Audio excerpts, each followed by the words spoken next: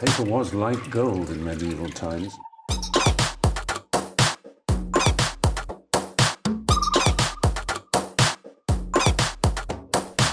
Oh, not tobacco. Sugar. That everything we thought we knew about the world might turn out to be completely wrong.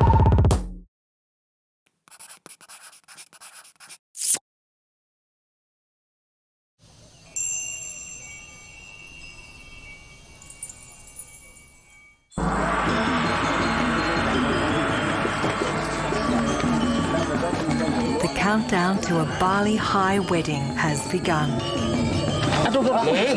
At the royal palace of Ubud, villagers from far and wide are carrying out their centuries-old Balinese wedding traditions.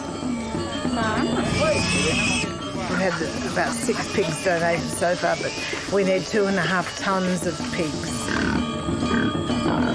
At the centre of it all is the mother of the royal groom, an Australian Balinese princess. I was trying to work out how much one pig weighs to see how many more pigs we need.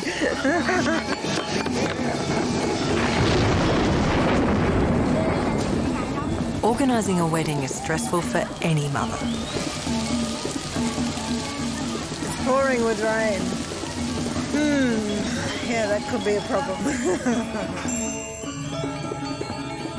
What if you are also expected to supervise complex Hindu traditions, observe royal protocols, and your son, the prince, is marrying a celebrity Indonesian actress?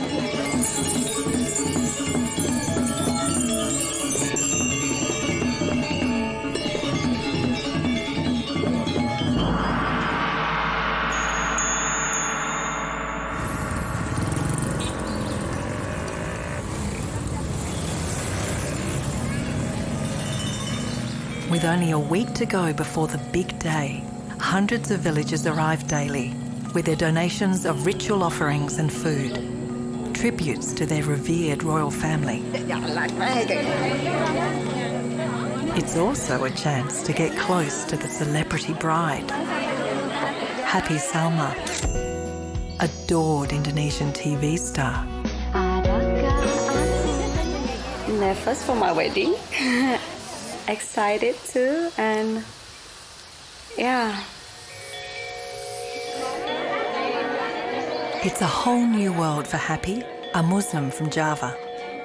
But for Prince Tjok, a Hindu, their marriage ceremony is a familiar part of his people's spiritual life. Balinese wedding is different to anywhere in the world. It's kind of a mix between animistic and Buddhist and Hindu beliefs. So it's something that's unique to Bali, so I think, of course, being Balinese, it's important. Yeah. I don't think she's ever seen a Balinese wedding, so I don't think you can ever be prepared for what's happening. It's probably better not to be.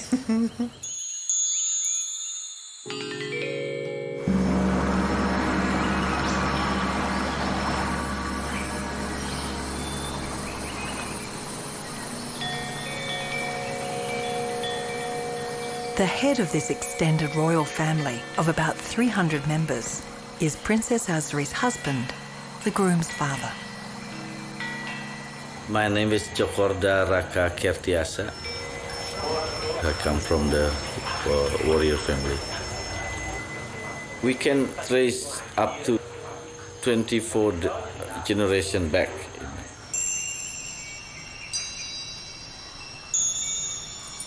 Until the early 1900s and Dutch colonial rule, the royal family were the feudal monarchs of Ubud. Ubud lies in the interior of Bali. At the heart of Ubud is Puri Ubud, the royal palace. It's the cultural centre of Bali, renowned for its spirituality. Balinese Hinduism, mixed with an ancient reverence for the natural world, is part of the fabric of daily life. And the villagers look to the palace as custodians of their faith. Back in 2004, the royal family presided over the biggest funeral ceremony in living memory. The cremation of the daughter of the last true king of Bali. A woman regarded for most of the last century as a living goddess. In 2004, Princess Asri's daughter, Princess Maya, was an 11-year-old schoolgirl boarding in Sydney for most of the year. She came to Bali to honour her grandmother and fulfil the role she was born to. A Balinese princess.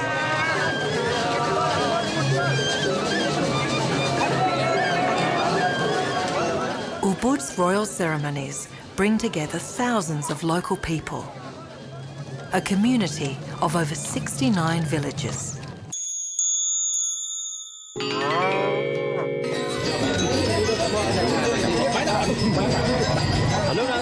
And now, 7 years later, the community is once again preparing for another royal event in Ubud. This time, the wedding of a prince.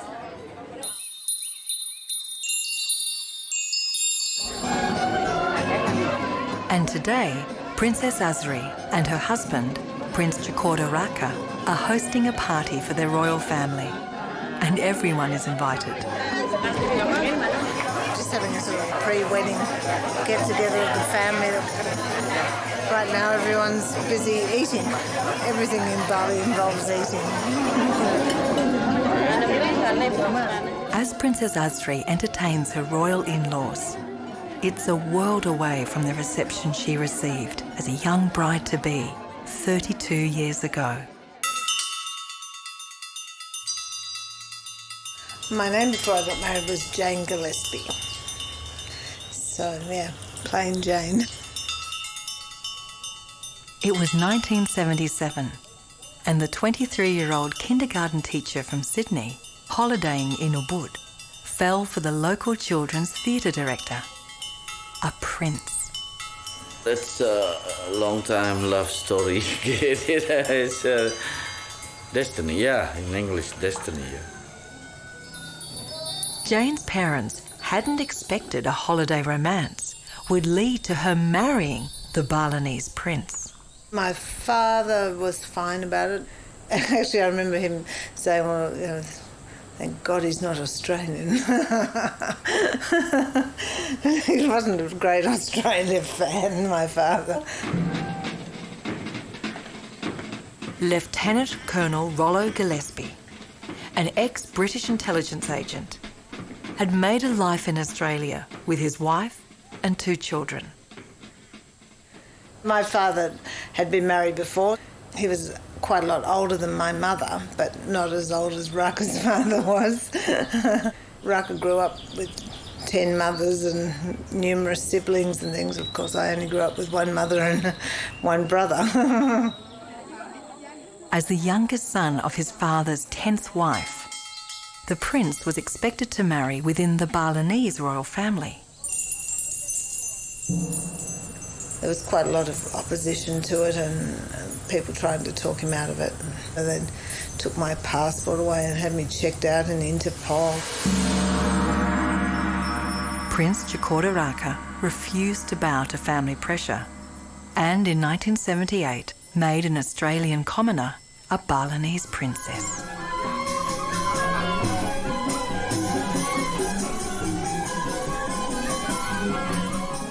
For newlywed Princess Asri, palace life was far from palatial. We didn't have electricity, we didn't have running water, refrigeration, telephones. Yeah, we didn't have much at all, really. In those days, you know, Ubud was a very tiny village. I think my parents were a bit shocked. It was rather primitive, I guess, for them when they saw, you know, the conditions that we would be living in. Sort of stepping back in time almost. With the arrival of their first child, life in the palace became even harder for Asri. Here was me with a degree in child psychology and child rearing, being told, you can't do this and you can't do that. And I had my mother-in-law sleeping outside the door and knocking on the door every time there was a whimper. Or, it was quite difficult. I remember having to lock myself in my room sometimes. The biggest challenges were our own cultural differences and expectations, I guess. He had a lot of apologising to do to his family, I suppose, for me. I had to also learn to bite my tongue and give in to things when I felt it was necessary. But it was a steep learning curve for both of us to understand each other's cultures. And for a Balinese princess, observing sacred rituals was part of the role. I went to an Anglican school. I wasn't religious at all, but so changing to Hinduism wasn't a big deal for me. It's part of daily life here. It's not something that you consciously have to do or don't do. I mean, everybody does it. In your heart, you can pray to whoever you want. You speak through your actions and through your heart.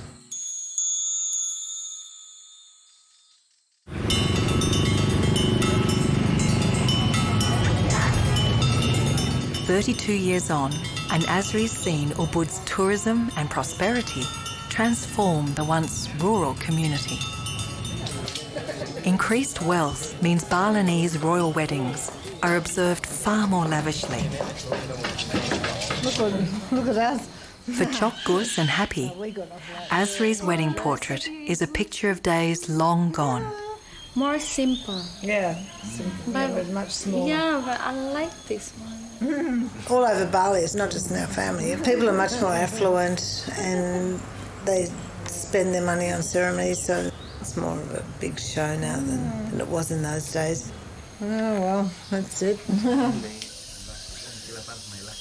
The head of the royal family, Prince Tjokorda, is keeping an eye on the Royal Invitation Committee. Some of them preparing for the invitation to be sent tomorrow. But in Bali, not all invitations come printed on paper.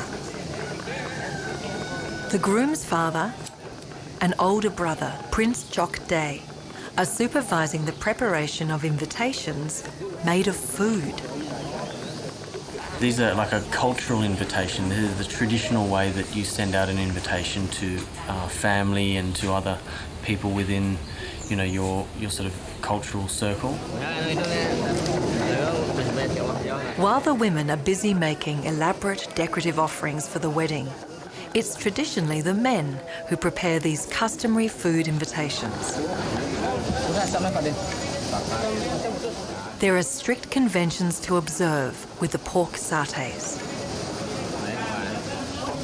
They have to count also the stick of the satay. For high priest, it should be 22 stick.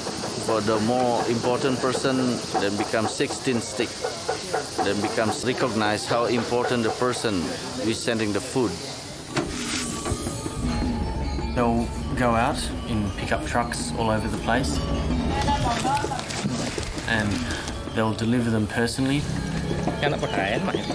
As the traditional invitations are delivered to hundreds of royals, high priests and village elders in Ubud, down south on Bali's surf coast, the groom is personally delivering wedding invites to his mates.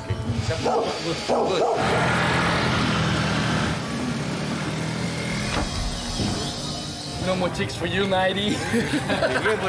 Now you're set for life. Only looky. My full name is Tjokorda Bagus Dwi Santana Kertiasa. Also, I'm called Max by a lot of Western people because that's what I was called when I was a kid in Sydney. If I grew up just like a normal kid in Sydney, we used to come back every year. Always kind of had a little taste of Balinese culture. When Asri and Tjokorda decided to educate their 3 children in Australia, it meant leaving Bali and living as Aussies. I was born in Bali, and when you're born here, they bury your placenta. And there's a saying that Balinese are a type of people who find it very hard to move abroad. It's because your placenta's buried here rather than cast away. We moved back and forth a lot though. I still get a bit confused sometimes, but they're just such different cultures. They're like at polar ends, even though they're seemingly close. For his sister, Princess Maya, these cultural differences were unforgiving. Yeah, growing up was really difficult. Like, the main conflict for me is being a young girl. There's just such a difference between what's acceptable for a young woman to do within the Western culture and within the Indonesian culture. There's also a little bit of prejudice because you're half Asian, and so it's kind of difficult to deal with. You never know exactly where you fit in and exactly where you're accepted. Challenging years for Asri's husband, who took on work unheard of for a prince. Can you imagine I'm doing gardening on the street, in Australia? And that's really big fight. When you grow up mentally, it's painful. And you have to face it until you pass it. And that kind of exercise, you really need it. You have to feel the pain. But after that pass, next time it's no problem. If I do gardening, I'm fine. If not, I'm also fine.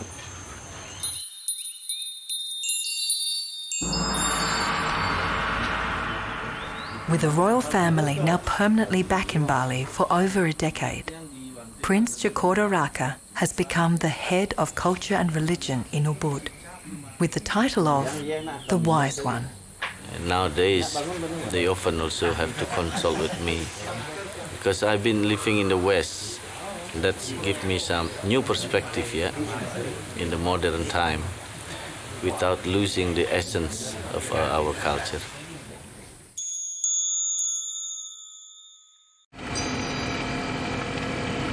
Growing up in the West didn't sever cultural ties for the royal children. I've always had a strong connection just because of things my father always taught me.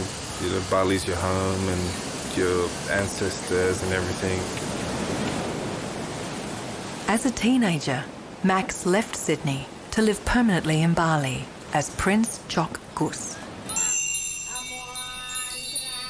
Especially here in Ubud, there's not much to do for young people. So ceremonies are like going to the mall or something. You can go out there, you can look at the girls, you can meet up with your friends. It's more like a social thing for young people. Max has always been a Bali boy. This is his life here. He's lived in Australia, but he prefers it here. He likes to surf, he's got all his friends, his gang. And like his father before him, Max met his bride on her holiday in Bali. Happy, we met when she was here on holiday with one of her friends, and then we all went to the beach. That's how we first met. After that, things got a bit more serious, yeah. Pedicure, manicure. Happy comes from Java, an Indonesian island with very different cultural and religious traditions. Like Asri before her, Happy has a lot to learn to become part of this Balinese royal family. Wedding in Indonesia, not only married with the man like me and with Tjokus, but I'm married with the all family. Like Tjokus married with me, he married to my family too. Look, she's so beautiful. Always beautiful.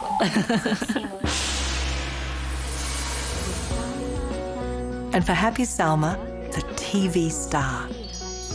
There's another family, her millions of devoted Indonesian fans. I don't really watch Indonesian TV, you know, so to me it's not such a big deal, I guess. Some of my cousin and other family, people questioning about, oh, you will be have an actress, and look, I don't know what they expect. Well, I never think of her as a celebrity. She's just, well, now my daughter-in-law.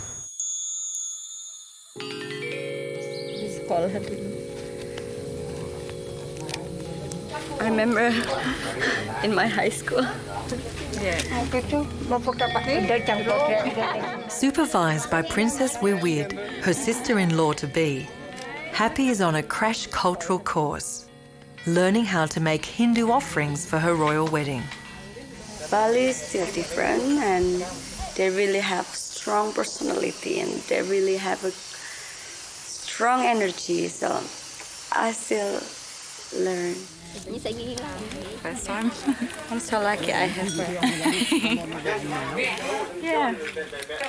What was your wedding like? It's pretty much like this. Pretty full on for me. A member of an aristocratic family herself, Wiwied had her own struggles when she fell in love with Prince Tjok. I'm from Catholic family.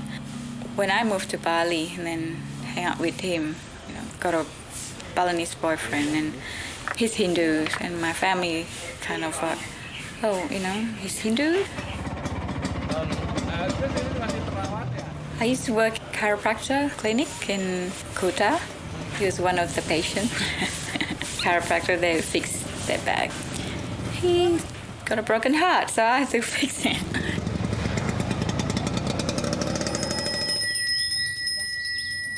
After overcoming her family's initial reservations, Wiwied and Tjok became another love match for his royal family.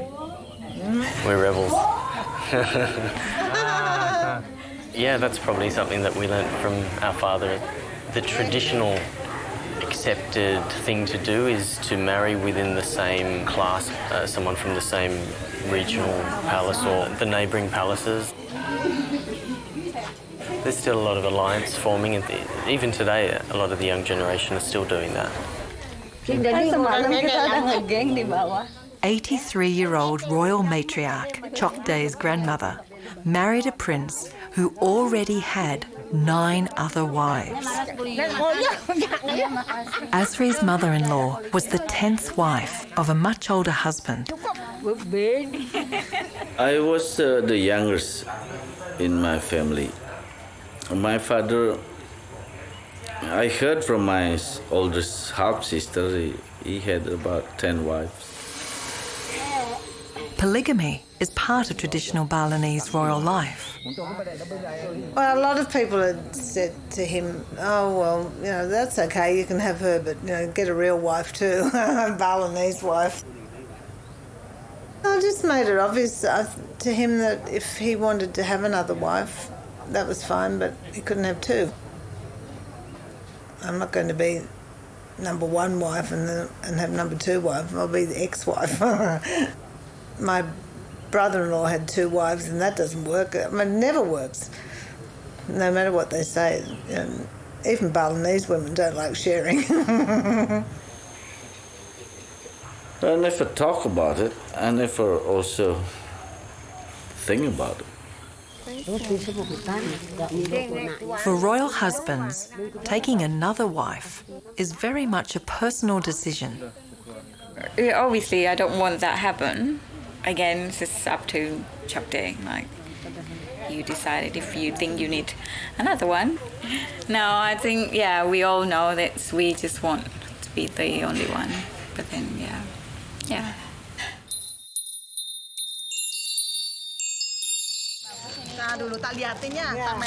Princess Asri has made a last-minute dash to pick up formal Balinese outfits being made for the royal women in the bridal party. Asri's youngest child, 18-year-old Princess Maya, is with her for a last-minute fitting. I think Maya's in a difficult position because, you know, obviously there's a lot of expectations on her, a lot of pressure on her, not from us, but from outside, for her to marry a Balinese. Not only Balinese, but, you know, someone from the family. But, you know, when she looks around, the pickings are slim. If I marry outside of the royal family, I basically lose my title and I'm not a part of the family anymore. She does get a lot of pressure from other people. Everybody trying to match her up with their son, or sometimes it puts her off going to things because she just gets really tired of the pressure. Unlike her two brothers, Princess Maya needs to marry another royal family member to retain her title as a royal princess and to qualify for a Balinese royal wedding. In order to have a wedding like that, I'd be required to marry in the family, and honestly, I don't really see that happening, so I don't think that's the type of wedding I'll be having. With her son preparing for his wedding, Princess Asri needs to check on their business, an hour's drive away from Ubud. At the moment, with the preparations for the wedding, it's a bit of a challenge because it's very busy here. Together with her son, Prince Tjok, Princess Asri opened up a tea house. I wanted to have a business. Mum was also not doing much at the time, so we decided we'd do it together. I sort of thought of the things that I wanted to see in Bali that weren't here, and that's when my son and I came up with the concept of bhikkhu. It's in an old wooden joglo, which is a Javanese house. It's kind of an eclectic mix of old Indonesia and old England, I'd kind of say, yeah. When Asri's daughter-in-law wanted to work part-time, Asri's just like, oh, well, why don't you work at bhikkhu?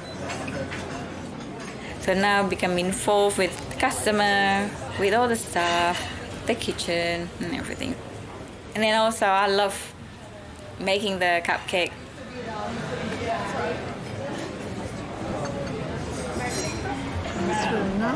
with a royal family in charge, tourists are not just after the cakes at bhikkhu.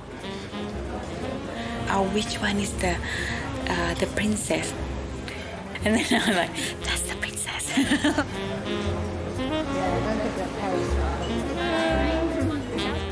Would you like to meet the princess? Like, oh yeah, if that's okay. And for Princess Asri, their tea house also represents the changes she's experienced as a Westerner in Bali. Bali is a completely different place to the place I came to. I mean, there's nothing you can't do in Bali now. It's a luxury destination. It's decadent almost in so many ways.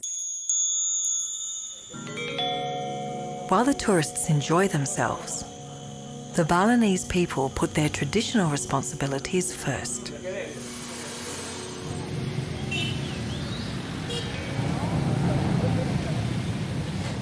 Hundreds of Ubud's villagers are working hard on royal wedding preparations.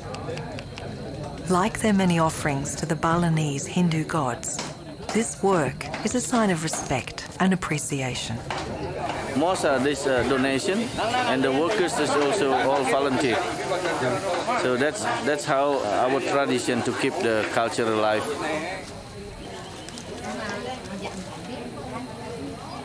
As their gift to the royal family, an entire village is creating intricate ritual offerings to be displayed on the wedding day.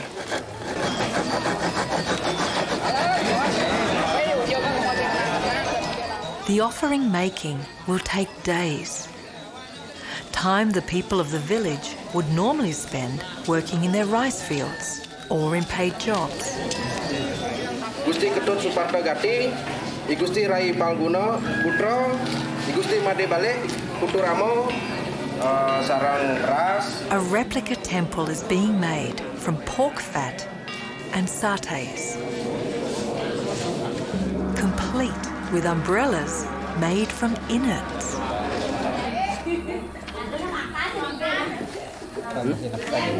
Making these offerings for the royal wedding is an age-old spiritual custom. Spirituality is an integral part of life here. It's just a part of daily life. Bali moves to a different set of priorities than Sydney and more commercial parts of the world. At the end of the day, that's why people like coming here. Some people who even don't go to ceremonies say that there's something in the air here.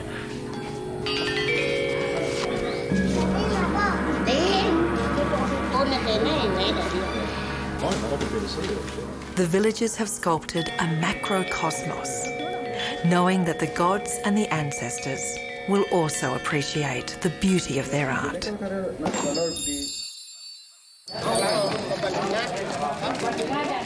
With the offerings now complete, they're needed at the palace. It's a rough journey right across Ubud, along dirt tracks and bumpy roads.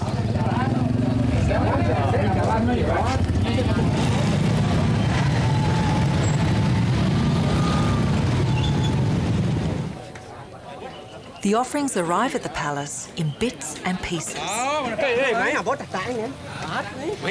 The royal groom, Prince Tjok, is on hand to receive the villagers' wedding gift. They just bring in this, so like a decorative offering. They've been making that for a few days, and this is made from pig's fat and satay, meat, made from pig's meat, yeah, mixed with coconut.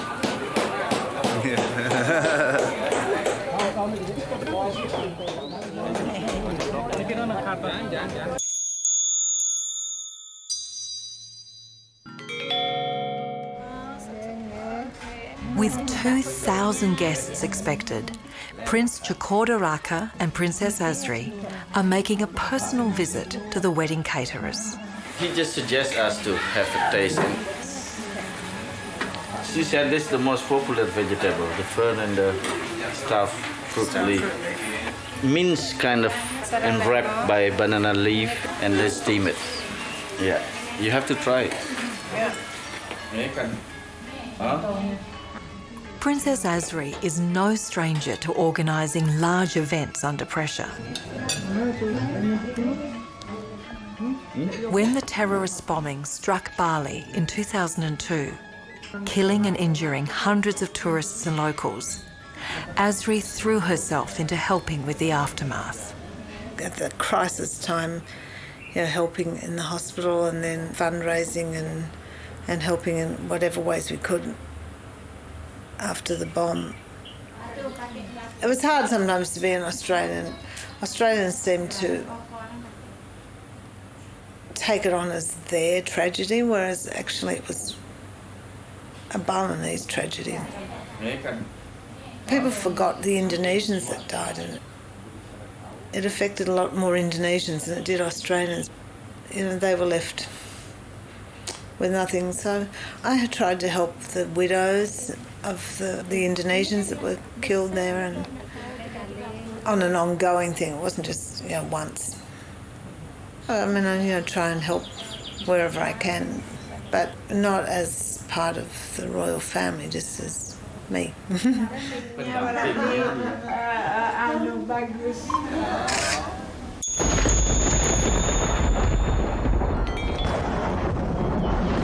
The royal wedding is imminent, and the palace is desperate for the forces of nature to come to the party. It's now 2 days before the wedding. 2 more sleeps.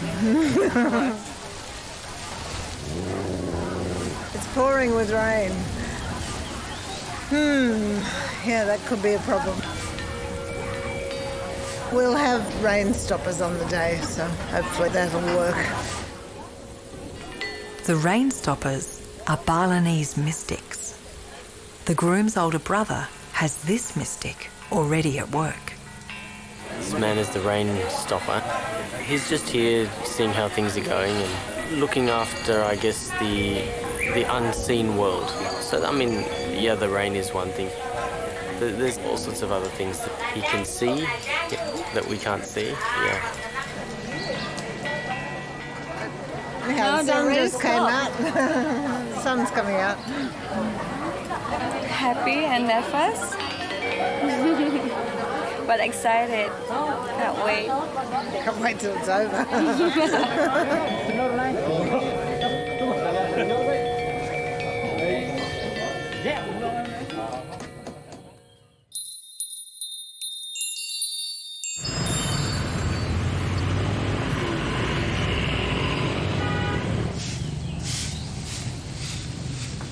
The wedding day dawns at Puri Ubud. In only a few hours' time, 2,000 guests will arrive.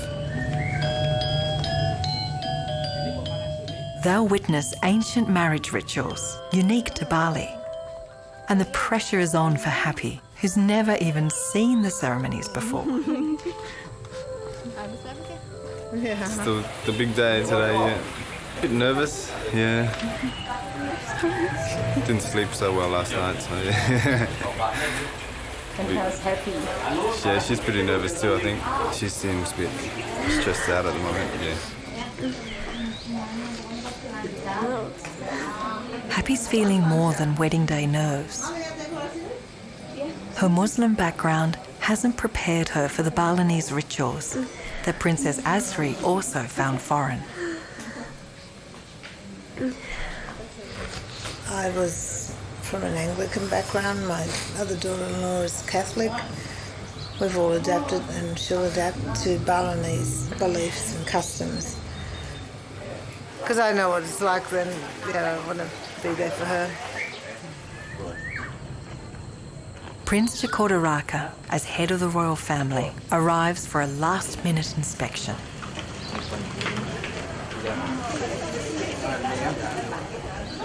In another part of the palace, Princess Asri is under the ministrations of the bridal salon.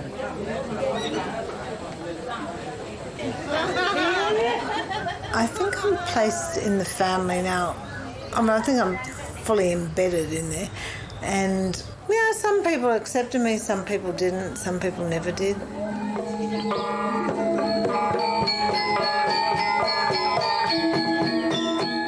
This wedding day is going to be an epic for everyone in the royal family. There'll be 2 completely different wedding ceremonies. And the first one's about to start. Tjok is getting dressed for his ceremony, which is the first part of the wedding ceremony. Yeah. So in the morning you have what's called the basic wedding.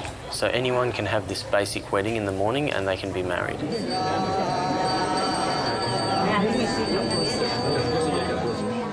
With the whole royal family in attendance, the morning ceremony begins. As a village priest officiates, Happy and Judickas enact the ancient fertility rites and age-old customary roles for men and women. With the morning ceremony, it can be quite amusing. You walk around and there's a little whip that he whips you with. You have to walk around 3 times and you have to, it's all symbolic cooking and you have to sell things and he buys things. You have to sit on a coconut. It's quite involved, but some people just push you and poke you and sit you down and stand you up. And, you don't really have to think about it, you just do it.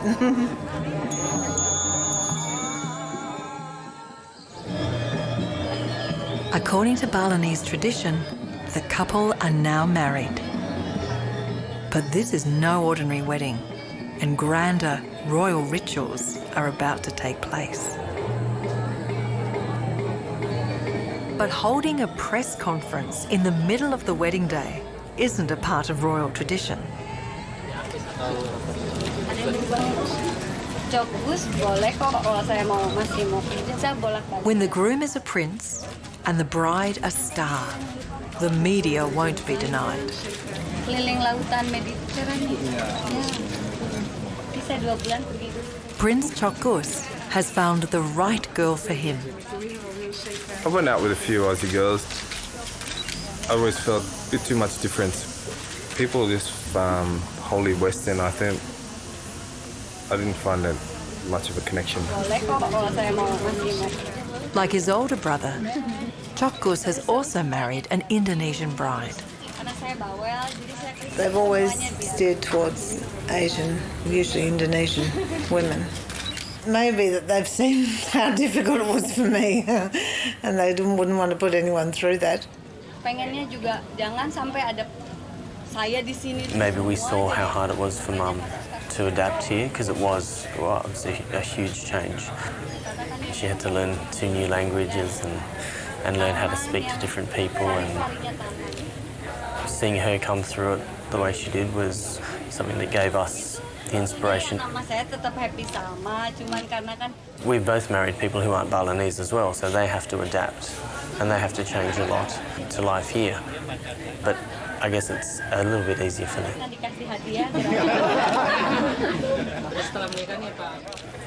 We have a word called jodoh in Indonesia, which just means the one who you're meant to be with.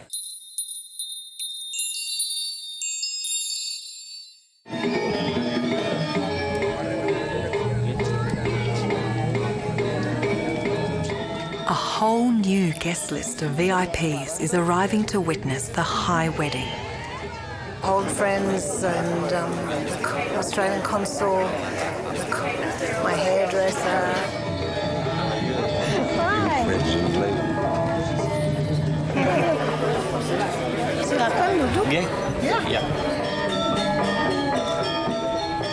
The bride and groom are now being clothed in the full regalia of the royal house of Ubud.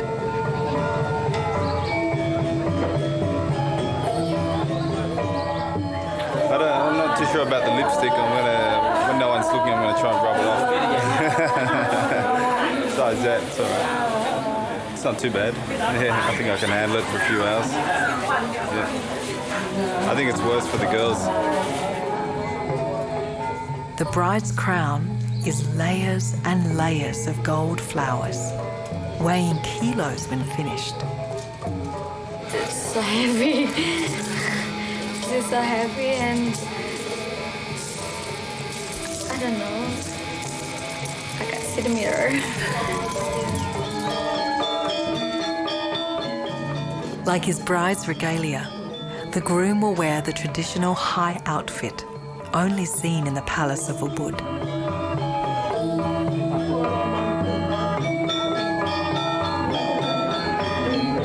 A prince of the warrior caste, he'll wear a royal Kris. Kris is a symbolic dagger, so they're considered a sacred heirloom. They play a very important part in the life of the palace. So each palace will have almost like an armoury of different Krises been handed down by different generations. There's a very mystical, very magical element to the Kris story, so you'll ask where they came from, and don't be surprised if someone tells you that it flew in a window or popped out of the ground. So these types of things happen at certain times in Bali.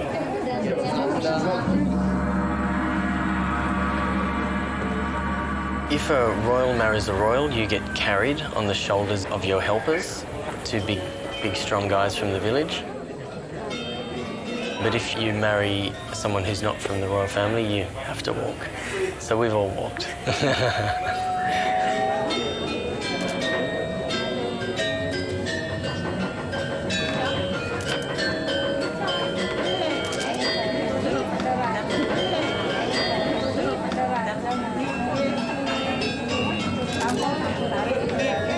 With her family watching on, Happy's becoming a Balinese princess. And like her Australian mother-in-law, she's taking on the role of a lifetime. This is my destiny, so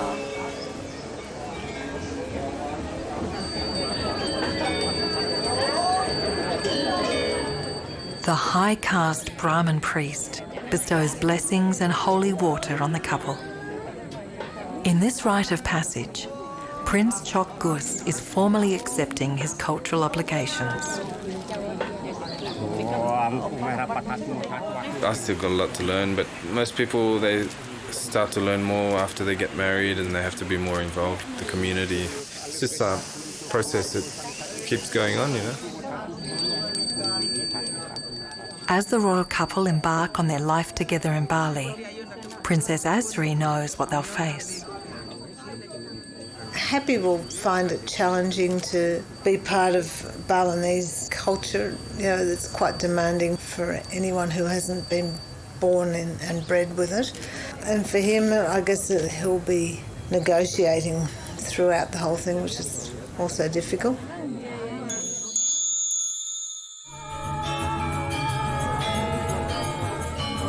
Prince Tjokorda has continued a royal dynasty with his Australian princess. We're all quite good at swapping between cultures. I like to encourage the keeping of Balinese culture. Today, their children have chosen to embrace their royal Balinese heritage and live in the modern world. The most important in Bali is the concept of balancing. Balance doesn't mean stagnancy. Balance is moving. That's life. Yeah. Very close friends of the bride and groom.